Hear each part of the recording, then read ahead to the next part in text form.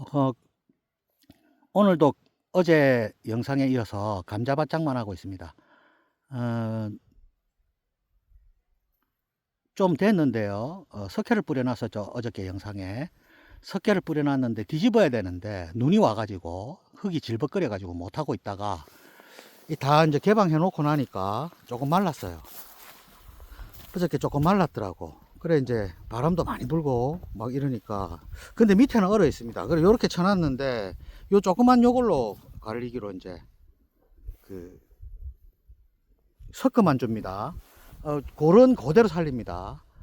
요걸 하고 섞어 놓고 또 한 일주일 있다가 다음 주쯤에 좀 뿌려놓은 좀 됐기 때문에 뭐 며칠 이내에 또 유황을 치고 또 섞어야 됩니다. 그리고 나서 이제 또 한 일주일, 이주일 기다렸다가 거름하고 감자 심죠. 호박갱이로 다 걷어 올립니다, 이거를. 호박갱이 걷어 올리는데 얼마 안 걸려요. 상당히 길거든요. 얼마 안 걸립니다. 일단은 섞어 놓고 있고요. 그동안은 눈이 와가지고 질어가지고 섞지를 못했습니다. 미리 칠 때 뿌려놓고 섞어 놓고 해야 되는데 게으름 피우다가 지금 해도 괜찮습니다. 석회를 지금 뿌려도 돼요. 감자밭에. 한 2주, 3주 정도만 지나면 되니까. 그리고 이제 중간에 비나 눈이 한번 와주면 더 좋고요. 이게 물을 만나면 열을 내거든요. 올해가 제가 한 10 몇 년, 12년째 접어들거든요. 우리 농장 마련해가 들어온 지 한 12년째 들어왔는데요. 유기농으로 하잖아요. 근데 요즘에 이제 기후이변이 많이 생겼단 말입니다. 기후이변이. 제가 느끼기에는 한 5년 정도 됐습니다. 처음에 들어왔을 때, 그러니까 11년 전에 봤을 때 하고, 5년 전에 봤을 때 하고, 작년하고, 엄청나게 많이 변했습니다. 저처럼 이제 식물을 키우면서 비 언제 오나 이렇게 노리고 있잖아요. 그러니까 날씨에 아주 민감합니다. 그러니까 이 보통 사람들이 느끼는 그런 변화하고 좀 틀리겠죠. 아주 예민하게 생각하니까요. 근데 이제 날씨가 조금 달라지면 식물이 좀 이상해요. 특히 작년, 재작년은요, 생판 보도 듣도 못한 벌레도 봤습니다. 막 나타나요. 그러니까 이 농사 짓기가 정말 어려워지는 거죠. 날씨가 뜨거워지니까. 그리고 물대기도 너무 어렵습니다. 물대기가. 물이 없어요. 여기 해발 400m쯤 되거든요. 저쪽으로 보면 뭐 전부 뭐 산이잖아요. 해발 400m쯤 되니까 다 흘러버립니다. 밑으로. 고여 있는 데가 없어요. 퍼다 쓸 물도 없습니다. 그러니까 농사 짓기가 더 어려워진 거죠.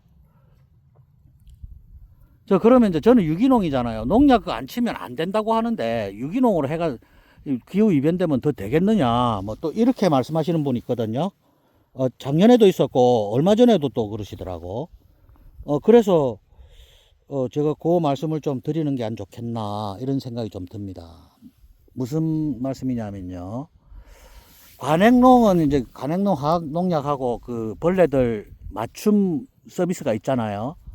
뭐 진딧물이면 진딧물 약 뭐 개발돼 있고요. 노린재면 노린재 약 개발돼 있고 막 이렇잖아요. 근데 기후 이변이 되면 유기농 또 안 하잖아요. 혼자 견뎌야 됩니다.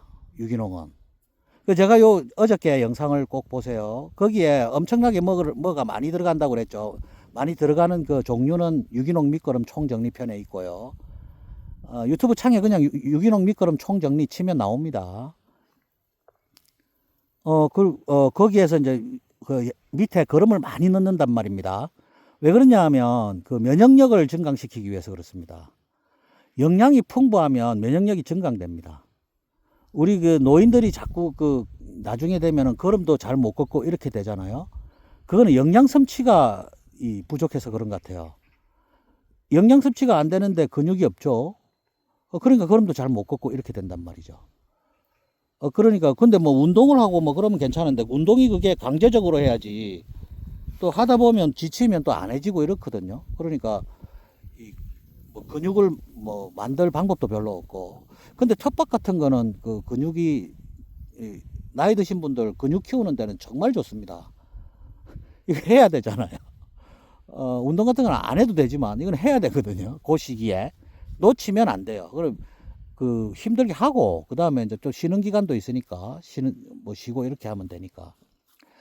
그래서 이제 앞으로 그 기상이변이 작년에도 그렇고 재작년에도 그렇고 우리 저 밑에 마을에 산 밑에 마을에 요 이장님도 계시고 그런데 우리 이장님 그 저 바짝만 할 때 내도록 내려가서 제가 막 떠드는 게 있거든요.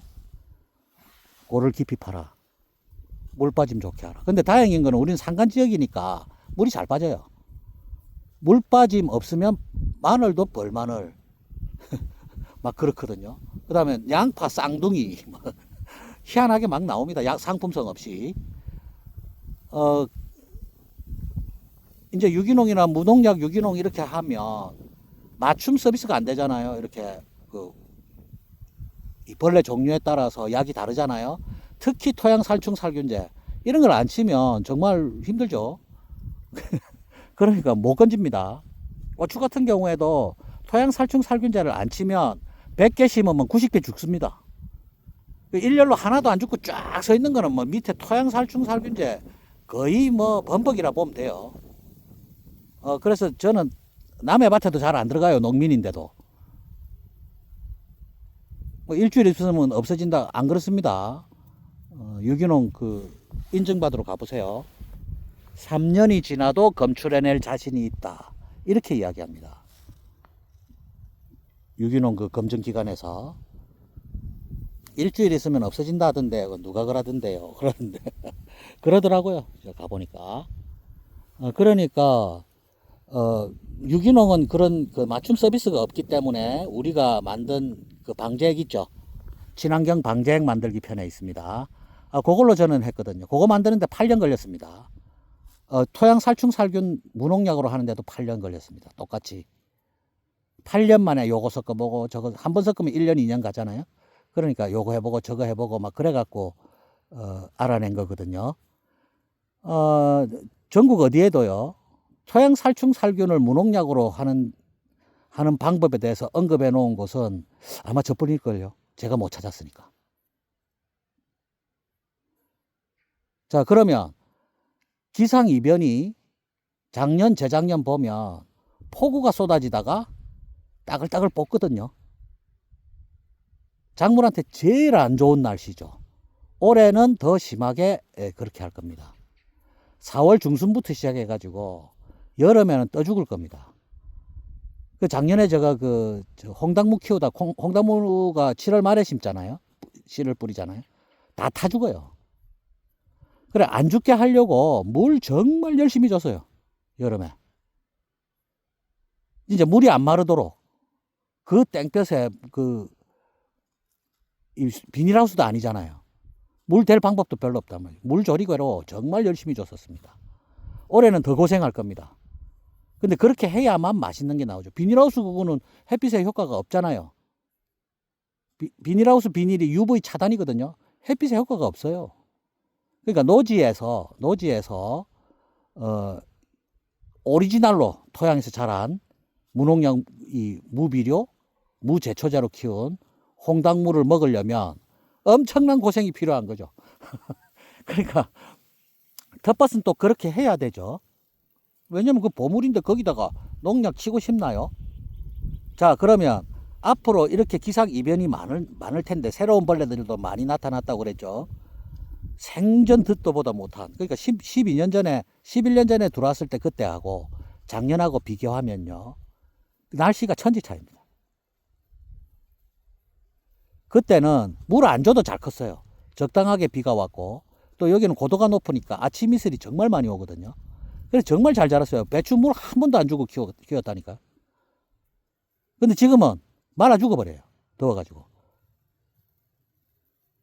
이제 그러니까 이렇게 바뀌었을 때 유기농이 잘 될 것인가? 유기농은 더 안 되지 않느냐?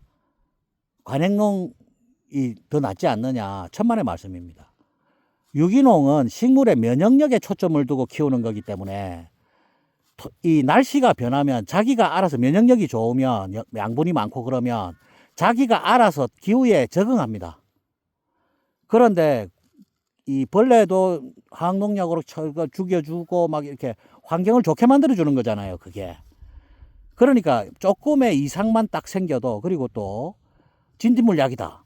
그럼 진딧물도 종류가 어마어마한데 생판 처음 보는 진딧물도 막 생겼거든요. 노린재도 희한한 노린재도 나타나고 막 그랬었습니다. 그러면 여태까지의 그 관행농법의 농약은 있는 벌레들에게 맞춤 서비스잖아요. 거기에 맞춰졌단 말이죠. 그 새로운 벌레가 오면 적응을 못 할 수도 있습니다. 그래, 작년, 재작년 고추밭 저 밑에 마을에 저 면소재지 이런데 지나가다 보면 고추 같은 거 이런 거 보면 고추밭이 그냥 밭 전체로 다 죽은 경우도 많이 봤거든요.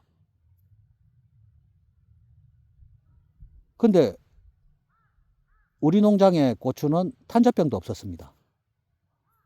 그러니까 이 작년, 재작년, 그제작년 이렇게 날씨가 많이 변했는데도 우리 밭에는 탄저병 이 융성기에 다른데 융성할 때 없어요. 막판에 관리를 안 하니까 막 생기더라고.